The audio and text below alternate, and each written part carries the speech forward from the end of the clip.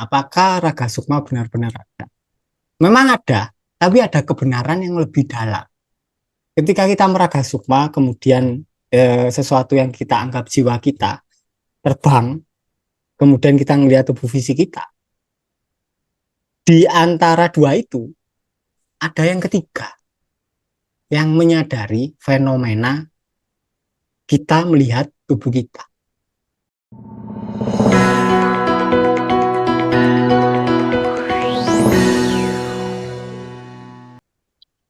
Em, ini agak jauh ya Mas ya, karena kan banyak kita-kita ini yang mengalami mimpi ya Mas, mimpi. Hmm. Karena kata Mas Iko bilang kan kalau mimpi itu kan ibaratnya kayak memori kita atau trauma kita yang muncul di lewat mimpi, ya Hmm. Mas ya. Nah, ada skema di mana orang memanfaatkan mimpi untuk mendapatkan pesan yang dikatakan pesan dari semesta. Dan terkadang ada yang terjadi, Mas, secara nyata di saat setelah mimpi ada pesan, oh ini yang harus dilakukan atau apa. Itu gimana, Mas? Oke. Nah, ketika semen sadar, segala sesuatu kan adalah diri kita sendiri kan. Terus yang bisiki dan yang dibisikin siapa?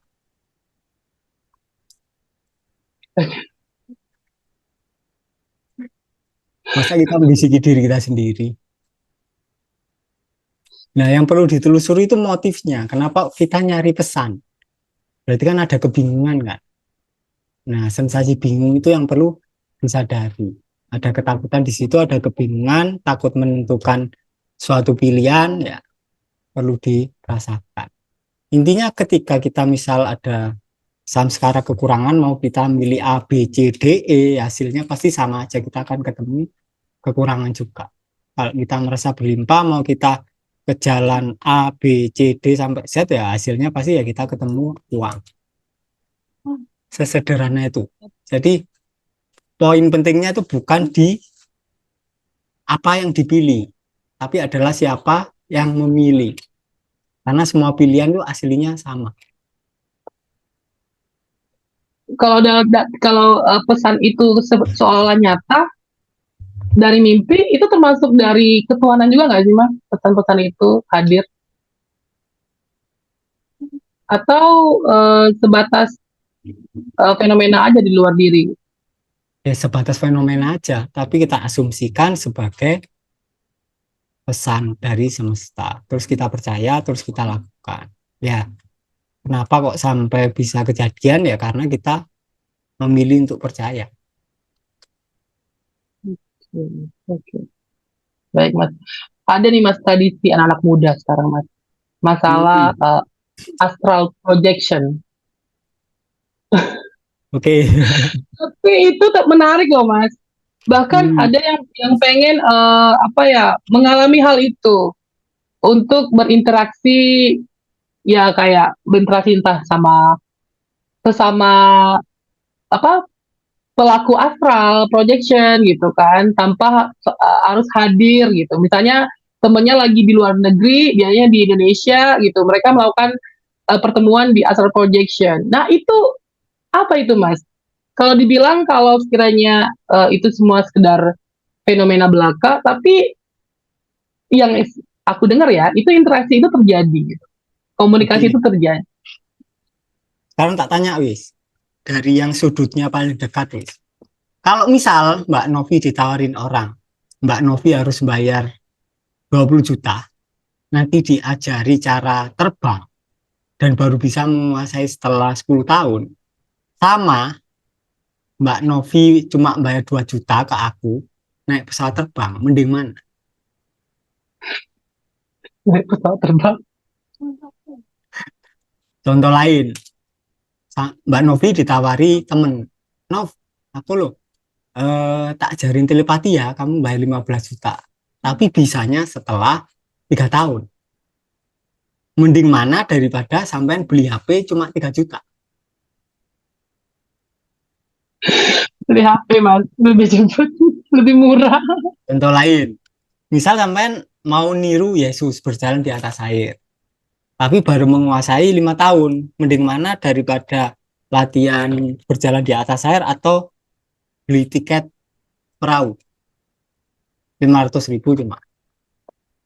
Tiket perahu dong mas. Ya, Berjalan sama. di atas air Hmm, itu bisa ngambang gitu. sama. Jadi kalaupun kita secara kita anggap ada dulu ya. Jadi Raga Sukma itu benar-benar ada. Mungkin penguasaannya mungkin sekitar 6 bulan sampai 1 tahun. Dan sampai harus berusaha keras latihan tiap malam. Tapi ada teknologi di WhatsApp namanya video call. Sampai mending milih mana? Video call. Daripada sampean menyempatkan waktu 1 jam dalam 1 tahun. Lebih efektif mana wis? Video call. Kan Banyak lagi sama-sama Zoom. sama-sama mau lihat wajahnya kan, virtual juga kan. Sama Raga Sukma kan juga ketemunya virtual kan, nggak fisikal kan. Ya bedanya apa sama video call? Ya Sama itu kan? ya. Terus kita bahas ini, apakah Raga Sukma benar-benar ada? Memang ada, tapi ada kebenaran yang lebih dalam. Ketika kita meraga sukma, kemudian sesuatu yang kita anggap jiwa kita terbang, kemudian kita melihat tubuh fisik kita. Di antara dua itu, ada yang ketiga, yang menyadari fenomena kita melihat tubuh kita. Nah, yang nyadarin siapa? Kan itu yang penting kan aslinya kan. Oh, aku lagi di atas nih ngeliatin tubuhku. Berarti kan ada yang sadar kan di situ. Ada nomenanya kan. Berarti Raga Sukma hanyalah fenomena. Sebetulnya kalau kita telisik lebih dalam, Raga Sukma itu hanyalah lucid dream dalam tingkatan yang lebih besar saja derajat itu. Tapi kalau kalian mau Apa? belajar Raga Sukma menyediakan waktu 1 tahun ya nggak apa-apa. Kalau aku lebih milih video call sih, murah, paling cuma butuh kuota 100 mega, enak video call sih bisa 1 jam. Kenapa sih Mas manusia bisa merasa sepenasaran itu gitu loh tentang Hmm, fenomena-fenomena astral ibaratnya gitu. Apa biasanya yang melatar biasanya uteknya ruwet, hidupannya nggak bahagia, dia ingin lari ke yang virtual-virtual gitu itulah. Perdukunan, Raga Sukma, lucid dream, mimpi, kemudian apa namanya ke Gunung Kemukus, kayak katanya Mi, nah kayak gitu-gitulah. Intinya pasti dia tidak bahagia dan banyak pendaman. Akhirnya larinya ke hal-hal seperti itu. yang mereka sadar bahwa itu terjadi ya gitu ya Mas. Iya. Oke. Mas ini masalah yang mungkin sesuatu hal yang inti dari segala pencarian gitu ya. Yang Mm-mm. aku pengen nanya gini Mas. Kenapa sih Mas eh, manusia itu sulit untuk mencapai suatu kesadaran gitu kan? Padahal sebenarnya dia itu adalah kesadaran itu sendiri gitu. Mm. Kenapa begitu sulit? Dan kita tuh harus berusaha mencari cara bagaimana menemukan Tuhan itu sebenarnya gitu. Oke. Apakah ada beberapa fenomena terjadi sampai terhambat dan terhalang eh, Oke. seruat itu gitu. Bentar, tak potong. Dari pertanyaannya itu udah agak aneh. Kenapa kita manusia tidak bisa mencapai kesadaran? Ya nggak bisa. Sekarang gini pertanyaannya. Ada layar, misal di dalam kekosongan, cuma ada layar doang nih. Layar bioskop sama filmnya. Layarnya ini ajaib. Dia bisa menyadari filmnya. Bahkan filmnya termasuk modalitas atau aktivitas dari layarnya. Nah ini simbolis kesadaran dengan semesta yang paling akurat menurut gue. Jadi layar sama film. Nah, film ini adalah gerakan dari layarnya. Sekarang pertanyaannya, di dalam film kan ada berbagai macam karakter kan. Kira-kira Misal ada karakter di dalam filmnya bernama Novi. Novi kira-kira bisa nemu layar nggak di dalam film? Hmm. Enggak kan? Paham nggak kira-kira? Pertanyaan sampean adalah apakah manusia bisa mencapai layar? Itu sama kayak pertanyaannya gini, apakah Novi yang adalah sebuah karakter di dalam film bisa menjadi layar? Padahal sudah layar gitu. Nah, kita adalah kesadaran yang mengalami pengalaman sebagai manusia, bukan manusia yang mengalami pengalaman kesadaran atau pengalaman spiritual. Jadi titik awalnya harus benar sih. Nah, titik itu yang Mas kadang-kadang kenapa baru dengar sekarang gitu. Ada kan beberapa orang kan eh termasuk aku ya, setelah ketemu Hmm. sama Mas Riko langsung gitu, baru menyadari bahwa kita adalah sebuah layar gitu. Kita adalah kita tuh berpura-pura menjadi manusia. Itu kan bahasa yang mungkin sebagian orang mendengar, tapi sebagian banyak orang, bahkan banyak orang itu nggak pernah dengar hal itu, Mas. Jadi untuk mencari titik itu sendiri, kenapa begitu sulit gitu? Sampai pada akhirnya mereka Hmm. looping lagi gitu. Karena sampean mencari, kalau sampean nggak nyari ya, sampean akan mengalami hal itu sebagai diri sendiri. Contoh gini, toko Novi tadi lah. Apakah dengan cara Novi bermeditasi dia bisa jadi layar? Hmm, dia sudah menjadi layar ya. Enggak, Novi kan cuma gerakan dari layar. Apakah Novi bermeditasi di dalam film dia bisa menjadi layar? Enggak kan? Jadi lupakan tentang ide bahwa Riko bisa mengalami kesadaran.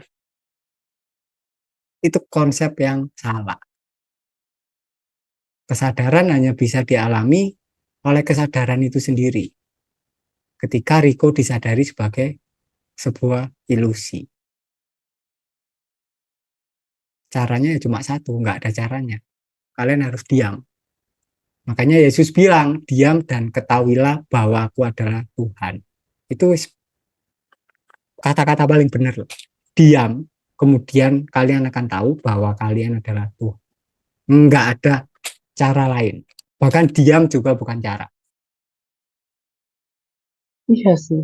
Ngeluh-ngeluh Semenjak kan. aku ketemu sama Mas Riko tuh, sampai aku pikir gini, ini kayak nggak ada cara deh selain itu. Nah, itu tuh nggak tahu, dan ini itu. Jadi kayak nggak bisa disebutkan secara gamblang bahwa trik apapun yang itu sebagai pengantar aja, selanjutnya kamu berjalan dalam keadaan tidak berjalan gitu.